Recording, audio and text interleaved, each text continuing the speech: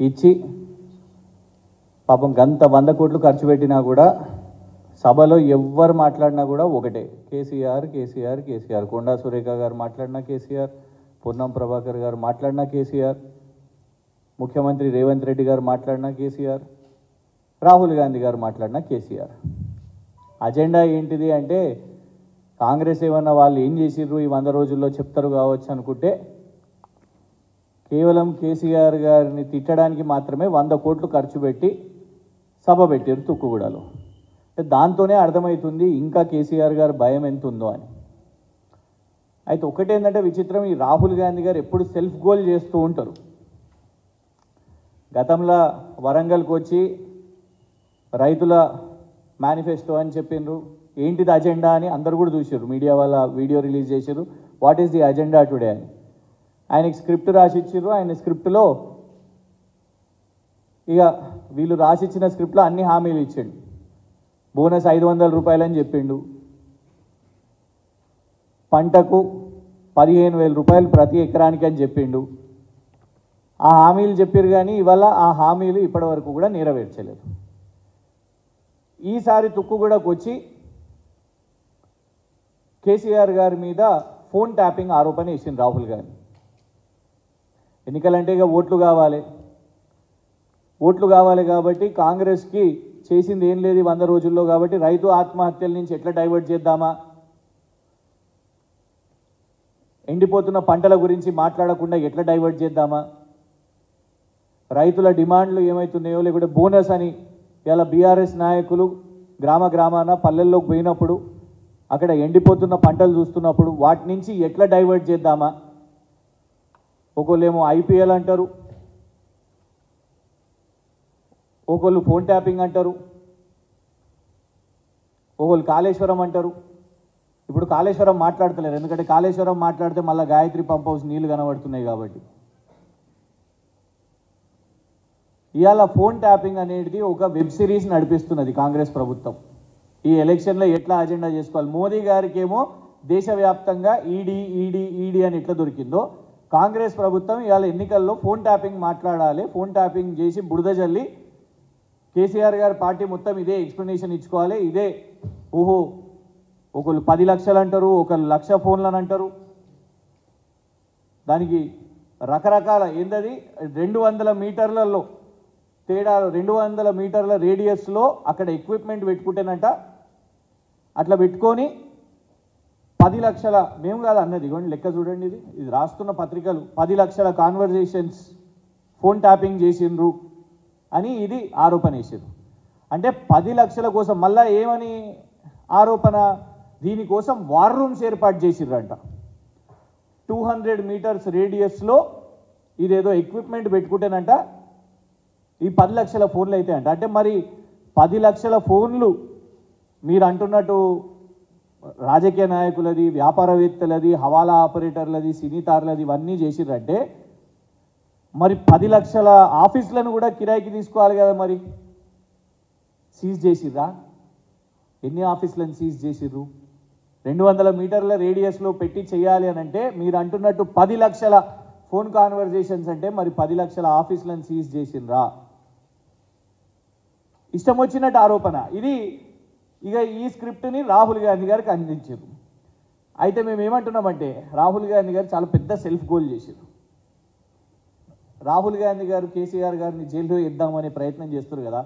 First jail వేయాలంటే పాపం మరి ఈ పెద్ద మనిషిని జైలు వేయాలి. ఎవరో కాదు, రాహుల్ గాంధీ గారు ఎంపీగా ఉన్నప్పుడు, సోనియా గాంధీ గారు యూపీఏ చైర్పర్సన్గా ఉన్నప్పుడు గౌరవనీయులు మాజీ ప్రధానమంత్రి మన్మోహన్ సింగ్ గారు ప్రధాని హోదాలో ఇచ్చిన స్టేట్మెంట్ ఇది. I'm aware of corporates nervous but phone tapping needed. Phone tapping అవసరం అని చెప్పింది. వ్యాపారవేత్తలు భయపడుతున్నారు, కార్పొరేట్స్ భయపడుతున్నారు, కానీ ఫోన్ ట్యాపింగ్ అవసరం అని చెప్పింది అయ్యా రాహుల్ గాంధీ మీ నాయకుడు ప్రధాని, అప్పటి ప్రధాని మన్మోహన్ సింగ్ గారు. చేసిర్రా విచారణ మన్మోహన్ సింగ్ గారిని? చేసిర్రా ఇట్లా బద్నాం మన్మోహన్ సింగ్ గారిని? మాట్లాడిర్రా బహిరంగ సభలలో మన్మోహన్ సింగ్ గారి మీద? నడిపించిర్రా ఇట్లా ఓటీటీ సిరీస్ మన్మోహన్ సింగ్ గారి మీద. PM backs Prime Minister backs phone tapping, says in national interest.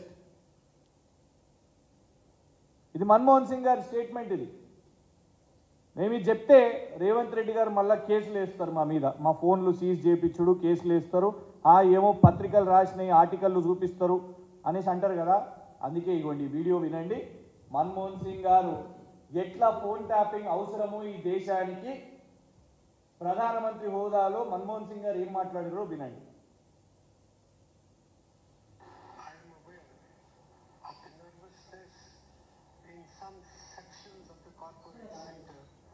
Arising out of the powers conferred upon governmental authorities to tap telephones for protecting national security and preventing tax. While these powers are needed in the world that we live in, they have to be exercised with utmost care and under well-defined rules, procedures and mechanisms so that they are not misused. We must also look for solutions through technology to prevent access of telephone conversation to systems outside the institutional framework of government. Legal mechanisms already exist and they are in place. They need to be strengthened for more effective enforcement. ఇది ప్రధానమంత్రిగా మన్మోహన్ సింగ్ గారు phone tapping ఎందుకు అవసరం, ఎట్లా అవసరం, ఏ వరకు చేయాలి అని మన్మోహన్ సింగ్ గారు మాట్లాడింది. మరి రాహుల్ గాంధీ గారికి అప్పుడు సోయలేదా? అప్పుడు ఎంపీగా ఉన్నారు కదా, కాంగ్రెస్ పార్టీకి జనరల్ సెక్రటరీ, ఆ తర్వాత వైస్ ప్రెసిడెంట్గా కూడా ఉన్నారు కదా. మరి ఇవాళ మన్మోహన్ సింగ్ గారి మీద ఎందుకు విచారణ చేయలేదు ఫోన్ ట్యాపింగ్ కోసం ఇంత మాట్లాడి? ఇగోండి, telecom regulatory authority of India వాళ్ళు ఇచ్చిన స్టేట్మెంట్ ఇది. ఆనరబుల్ ఢిల్లీ హైకోర్టుకి ఇచ్చిన స్టేట్మెంట్ ఇది. ఫోన్ ట్యాపింగ్ విషయం మీద ఆ డీటెయిల్స్ అవి కూడా బయట పెట్టలేము అనేసి ట్రాయ్ వాళ్ళు ఇచ్చారు. మేము ఇది అనేది ఏంటంటే, చేయండి, ఇప్పుడు విచారణ చేయండి, నిష్పాక్షికంగా విచారణ చేయండి, రాజకీయ విచారణ కాదు. అందరినీ విచారణ చేయండి, ట్రాయ్ని అడగండి, అవునా ఫోన్ ట్యాపింగ్లు జరిగినాయా, ఇక్కడ జరిగితే ఎవరు, ఎందుకు ఇలా ఈ పార్టీలో ఈ కేసులో ట్రాయ్ని ఎందుకు పెట్టలేదు, టెలికాం ప్రొవైడర్స్ని ఎందుకు పెట్టలేదు? ఎందుకంటే కొందరిని కాపాడే ప్రయత్నం చేస్తుందని మాకు అనుమానం వస్తున్నది. ఏది నిజమో తెలుస్తుంది ఇది వాళ్ళ. ఇది అప్పటి డీజీపీ మహేందర్ రెడ్డి గారి స్టేట్మెంట్ ఇది. నేడు వారు టీఎస్పీఎస్సీ చైర్పర్సన్గా ఉన్నారు కాంగ్రెస్ ప్రభుత్వంలో. ఏమని స్టేట్మెంట్ ఇచ్చారు? Congress leaders phone tapping charges baseless. Congress వాళ్ళు వేస్తున్న ఏదైతే ఆరోపణలు ఉన్నాయో ఇది బేస్లెస్, తప్పు. ఇందులో మొత్తం కూడా మీరు రాసిన వారి స్టేట్మెంట్ ప్రకారంగా ఇచ్చిన, ఇది ఎప్పుడో కూడా కాదు, మొన్న 2021లో ఇచ్చిన స్టేట్మెంట్ ఇది. మేము ప్రభుత్వంగా కేంద్ర ప్రభుత్వం నుంచి పర్మిషన్స్ తీసుకుంటాం, ఇవి అవి అని పోలీస్ డిపార్ట్మెంట్ వాళ్ళు చెప్పినాయి. ఇవాళ శివధర్ రెడ్డి గారు ఉన్నారు కదా, అప్పటి ఇంటెలిజెన్స్ చీఫ్, వారు చేసిర్రా ఫోన్ ట్యాపింగ్ అని అప్పుడు రాసిరు పత్రికలు, ఇవన్నీ కూడా రాసిరు. ఇవాళ ఎందుకు మరి మౌనంగా ఉన్నారు శివధర్ రెడ్డి గారు? ఎందుకు వారిని కేసులో పెట్టలేదు? ఇవాళ రవి గుప్తా గారు డీజీపీ గారు ఉన్నారు, వారు అప్పుడు హోమ్ సెక్రటరీ. ఫోన్ ట్యాపింగ్ చేయాలి అని అంటే హోమ్ సెక్రటరీ అథారిటీ ఉండాలి, అథరైజ్ సిగ్నేచరీ ఉండాలి. మరి రవి గుప్తా గారు ఇందులో పార్టీగా చెప్పిర్రా, సమాధానం చెప్పిర్రా, చేసిర్రా, ప్రభుత్వం చేసిందా, ప్రభుత్వం సొంతంగా చేసిందా, హోమ్ సెక్రటరీకి తెలియదా, డీజీపీకి తెలియదా, శివధర్ రెడ్డి గారికి తెలియదా, వాళ్ళకి తెలుసా ఏంటిది అనేది వాళ్ళ మాట్లాడాల్సిన అవసరం ఉన్నది. ఇవన్నీ విచారణ చేపట్టండి. ఇగోండి, ఇది హోంమంత్రిగా జానారెడ్డి గారి మీద వేసిన ఆరోపణ. గతంలో హోంమంత్రిగా జానారెడ్డి గారు పనిచేసిరుగా, ఆ జానారెడ్డి గారి మీద కూడా విచారణ చేపట్టండి. అప్పటి ప్రజారాజ్యం నాయకులు హరిరామ జోగయ్య గారు చిరంజీవి గారికి, వారి పార్టీ అధ్యక్షుడికి లేఖ రాసి జానారెడ్డి గారు ఫోన్ ట్యాపింగ్లు చేస్తున్నారు అని అంటే దాన్ని ఖండించింది జానారెడ్డి గారు. ఇలా మర్చిపోయిర్రా, మీ మీద రాలేదా ఫోన్ ట్యాపింగ్ ఆరోపణలు? ఇట్లా దునియా ఆరోపణలు వచ్చిన రాహుల్ గాంధీ గారు పెద్ద సత్య హరిశ్చంద్రుడని శుద్ధపూస అని ఇవాళ వచ్చి తెలంగాణ గడ్డ మీద కేసీఆర్ గారి మీద ఆరోపణలు వేస్తున్నారు కదా. ఆధారాలు లేకుండా కానిస్టేబుల్లను పట్టుకొని డిఎస్పీలను పట్టుకొని ఏసీపీలను డీసీపీలను పట్టుకొని ఎట్లా గత ప్రభుత్వంలో పనిచేసిన అధికారులను ఎట్లా ఒత్తిడి పెట్టాలి. ఫస్ట్ అరవింద్ కుమార్ గారితో మొదలుపెట్టిర్రు, తర్వాత జయేష్ రంజన్ గారిని టార్గెట్ చేసిర్రు, స్మితా సబర్వాల్ గారిని టార్గెట్ అని అంటారు. ఇవన్నీ కథనాలు రాసుకున్నారు కదా. అంటే అప్పుడు అధికారులు పనిచేసిరు కాబట్టి వాళ్ళని ఎట్లా టార్గెట్ చేయాలి, ఇప్పుడు వీళ్ళందరినీ కూడా ఎట్లా జైలు పంపించి దాని మీదకెళ్ళి దాని బేసిస్గా కేసీఆర్ గారి మీద ఆరోపణలు వేయాలి అని ప్రయత్నం చేస్తున్నారు. ఇవాళ ఏంది కొత్త వెబ్ సిరీస్ ఏది లేదు, నెట్ఫ్లిక్స్ అమెజాన్ వీటిలో ఏం నడుస్తలేవు కొత్తవి. అందుకే ఛానల్స్లో న్యూస్ ఛానల్స్లో నడిపేయడానికి రేవంత్ రెడ్డి గారు ఫోన్ ట్యాపింగ్, రోజు ఒక ఎపిసోడ్ ఫోన్ ట్యాపింగ్ అయిందంట, 10 లక్షల ఫోన్లు అయినాయంట, 1 లక్ష ఫోన్లు అయినాయంట, అవి ఇట్లా ఇజ్రాయెల్ నుంచి వచ్చినాయంట, ఇరాక్ నుంచి వచ్చినాయంట, ఇరాన్ నుంచి వచ్చినాయంట. ఆ సాఫ్ట్వేర్లు పెట్టుకొని ఆ హీరోయిన్ గురించి విన్నారంట, ఈ హీరో గురించి విన్నారంట. మరి బిఎస్ఎన్ఎల్ వాళ్ళు ఏం చేస్తున్నారు, జియో వాళ్ళు ఏం చేస్తున్నారు, ఎయిర్టెల్ వాళ్ళు ఏం చేస్తున్నారు? వాళ్ళకి అన్నీ తెలియకుండా వాళ్ళు ఇది జరిగినాయా? ఇవాళ ఫస్ట్ విచారణ చేపట్టాలంటే రాహుల్ గాంధీ గారు ఇగోండి ఫోన్ ట్యాపింగ్ అవసరం అని దాన్ని బ్యాకింగ్ చేసిన మన్మోహన్ సింగ్ గారి నుంచి మొదలు పెడతారా? లేదు పెగాసెస్ అని పార్లమెంట్లో బీజేపీ వాళ్ళ మీద పెద్ద ఆరోపణలు వచ్చినాయి, దుమారం వచ్చినాయి. ఇలా బీజేపీలు కూడా మాట్లాడబట్టే ఫోన్ ట్యాపింగ్ గురించి. పెగాసెస్కి అయిన బీజేపీ వాళ్ళు తీసుకొని వచ్చి దేశవ్యాప్తంగా వాళ్ళు చేసుకుంటా వాళ్ళు కూడా మాట్లాడబట్టే. మేము ఒకటే చెప్తున్నాం, గీ ప్రచారాలకు భయపడేది లేదు. పొద్దున్న లేస్తే కేసీఆర్ గారు ముఖ్యమంత్రి ఉన్నప్పుడు కూడా బీజేపీ వాళ్ళు కేసీఆర్ గారిని జైలు వేస్తాం, చెంచల్గూడలో వేస్తాం, చెర్లపల్లిలో వేస్తాం. ఇవాళ కాంగ్రెస్ వాళ్ళు అదే పాట పట్టారు. ఆ కేసులో పసలేదు, పుట్టి సినిమా స్క్రిప్ట్ నడిపిస్తున్నారు. ఆ స్క్రిప్ట్లో భాగంగా ఇవాళ వాళ్ళ అజెండా ఏంది? నరేంద్ర మోదీ గారు వచ్చి జగిత్యాల్లో ఈడీ కేసు కదా అని మాట్లాడారు. ఏమైంది ఈడీలో ఏం తెలిసింది? మొన్న సంజయ్ సింగ్ అని ఆమ్ ఆద్మీ పార్టీ అనే విడుదల అయినప్పుడు ఏమని చెప్పారు? గింత కూడా రూపాయి కూడా దొరకలేదు మీకు మనీ ట్రైల్ అని చెప్పిరుగా. రూపాయి దొరకలేదు ఇప్పటి వరకు. వాళ్ళని అట్లనే పెడుతున్నారు, బెయిల్లు వస్తున్నాయి. శివసేన సంజయ్ రావుత్ మీద కేసు వేసిర్రు, రూపాయి దొరకలే. ఎవరిది ఇట్లనే. జార్ఖండ్ ముఖ్యమంత్రిది మాత్రం దొరికింది ఈడీ వాళ్ళకు. నిన్న స్టేట్మెంట్ రిలీజ్ చేశారు. జార్ఖండ్ దాంట్లో దొరికింది. ఏం దొరికిందబ్బా అనుకుంటే ఒక టీవీ, ఒక ఫ్రిడ్జ్ అంట ఈడీ వాళ్ళకు. ఒక ముఖ్యమంత్రిని, జార్ఖండ్ ముఖ్యమంత్రిని టీవీ ఫ్రిడ్జ్ దొరికినందుకు ఈడీ వాళ్ళు గిరఫ్తారు చేశారు, మోదీ గారు ఈడీని. ఇవాళ మేము రాహుల్ గాంధీ గారు చెప్తున్నాం, మొన్న గిట్లనే వచ్చి అబద్ధాలు ప్రచారం చేసి టీం బి అన్నావు. ఎవరు ఓడగొట్టిరు బండి సంజయ్ గారిని? కేసీఆర్ గారి పార్టీ ఓడగొట్టింది. ఎవరు ఓడగొట్టిరు? రఘునందన్ రావు గారిని కేసీఆర్ గారి పార్టీ ఓడగొట్టింది. ఇవాళ ఎవరిని పెట్టుకున్నారు మీరు? డమ్మీలను పెట్టుకున్నారు అభ్యర్థులుగా. కరీంనగర్ అభ్యర్థి అయిర్రా ఇంకా కాంగ్రెస్ పార్టీకి? అధికారంలో ఉన్న కాంగ్రెస్ పార్టీ కరీంనగర్లా రాహుల్ గాంధీ గారు అప్పుడు ప్రచారం చేయలే, ఇప్పుడు కూడా చేయరు.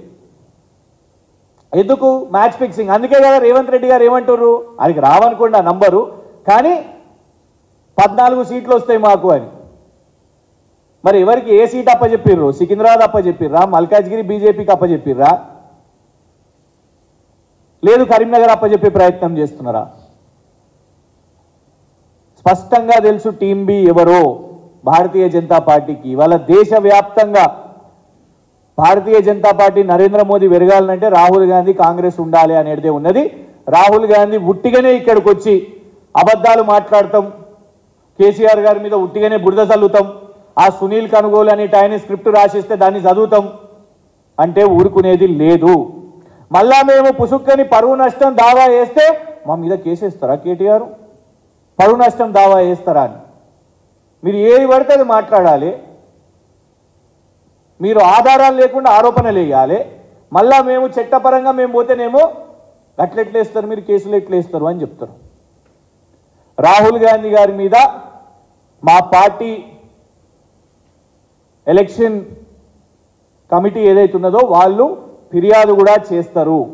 ఖచ్చితంగా ఇవన్నీ ఆధారాలు కూడా మన్మోహన్ సింగ్ గారు గతంలో మాట్లాడిన ప్రధాని హోదాలో మాట్లాడిన వీడియోతో సహా ఇవన్నిటిని కూడా ఎన్నికల కమిషన్ కూడా ఇస్తాం.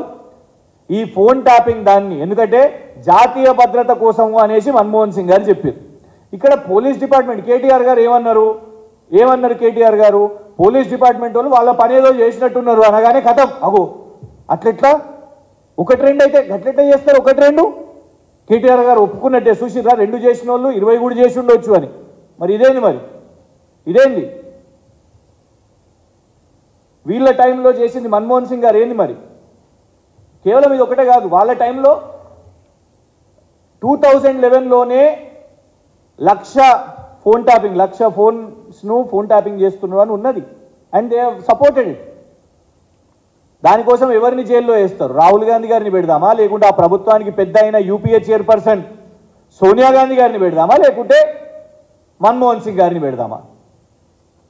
రాహుల్ గాంధీ గారు వచ్చింది కదా, పోయింది కదా, మాట్లాడేసి వెళ్ళిపోయారు కదా అంటే మేము మర్చిపోతామని అనుకోకండి.